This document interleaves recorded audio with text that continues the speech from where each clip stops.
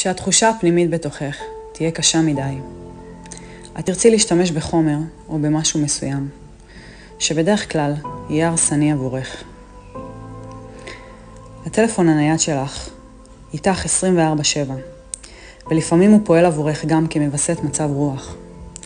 אפשר להפיג שעמום, בדידות או ריקנות בעזרתו.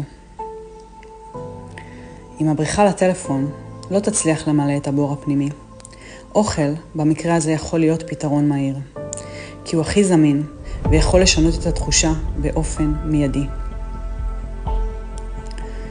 וכשזה לא יספיק, והתחושה בתוכך תהיה בלתי נסבלת, יגיעו שימושים אחרים בצורות שונות. זאת יכולה להיות סיגריה או ג'וינט, ובמקרים מסוימים גם חומרים חזקים יותר. החומר לא פותר את הבעיה העיקרית, שהיא הרגש שצף ועולה בתוכך עכשיו, ומבקש להירפא ולעבור דרכך.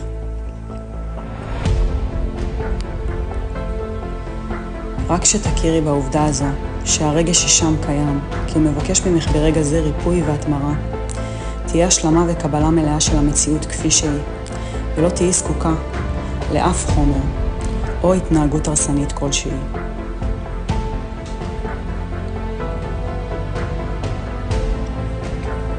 מדי פעם אולי יצופו עוד רגשות נמוכים, עצב, כעס, פחד, אבל ברגע שתביני ששום דבר שתקחי או תעשי לא יוכל להפסיק את זה, אלא רק להשתיק לזמן מה. וכל מה שאת זקוקה לו כשזה עולה, זה רק לאפשר לרגש פשוט להיות.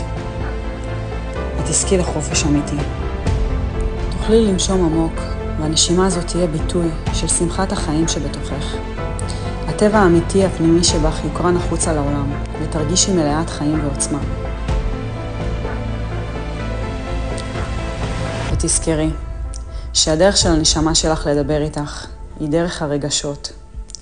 היא קשובה לה. היא פה על מנת לכוון אותך לחיים המופלאים ביותר שלך.